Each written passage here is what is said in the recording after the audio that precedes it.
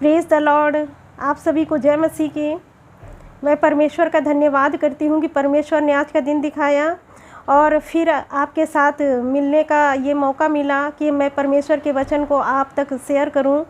इस बात के लिए परमेश्वर को मैं बहुत बहुत धन्यवाद करती हूँ। आज हम लोग परमेश्वर के वचन से देखेंगे लूका 17 अध्याय उसका 11 वचन। यहाँ पर 10 कोढ़ियों के बारे में बताया गया है। पहले मैं कुछ पढ़ूँगी इसमें। यहाँ पर लिखा हुआ है, ऐसा हुआ कि वह यरूशलेम जाते समय सामरिया और गलील के बीच से होकर जा रहा था। किसी गांव में प्रवेश करते समय उसे 10 कोढ़ी मिले। उन्होंने दूर खड़े होकर ऊंचे शब्द से कहा, हे यीशु, हे स्वामी, हम पर दया कर। उसने उन्हें देखकर कहा, जाओ और अपने आप को याजकों को दिखाओ। और जाते ही जाते वे शुद्ध हो गए।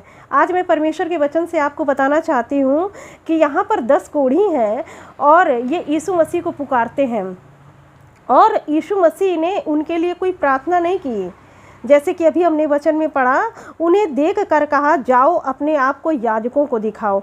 वो लोग पुकार रहे थे यीशु मसीह को और यीशु मसीह उसके पास आए और उन्होंने कहा कि जाओ और याजकों को दिखाओ।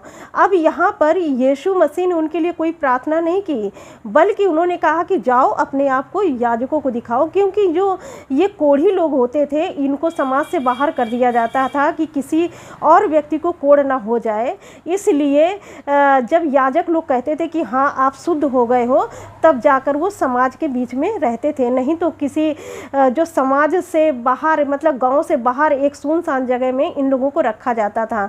तो यहाँ पर जब यीशु मसीह उनके जीवन में आए तो यीशु ने कहा, जाओ अपने आप को याजकों को दिखाओ। क्योंकि याजक जब कहेगा कि हाँ आप शुद्ध हो चुके हो, तभी आप समाज में, गाँव में रह सकते हो। इसीलिए इन लोगों ने क्या किया, ये 10 कोढ़ी थे, इनके जीवन में आशीष आई परमेश्वर की और ये 10 ने विश्वास किया था और ये 10 विश्वास करके चल दिए। इन्होंने ये नहीं देखा कि, ये नहीं कहा कि अरे प्रभु जी मेरे तो अभी कोढ़ है और आप कह रहे हैं जाइए याजक को दिखाइए। बस विश्वास के द्वारा प्रभु यीशु मसीह ने कहा कि जाओ अपने आप को याजकों को दिखाओ। तो जब वो याजक के पास जा रहे थे तो वचन कहता है, वचन में लिखा, और जाते ही जाते वे शुद्ध हो गए। जब उन्होंने विश्वास किया तो वो रास्ते में ही शुद्ध हो गए। अगर वो विश्वास नहीं करते तो वो शुद्ध नहीं होते। यहाँ पर प्रभु यीशु मसीह की बात पर, कही हुई बात पर उन्होंने विश्वास किया और वे चंगे हो गए।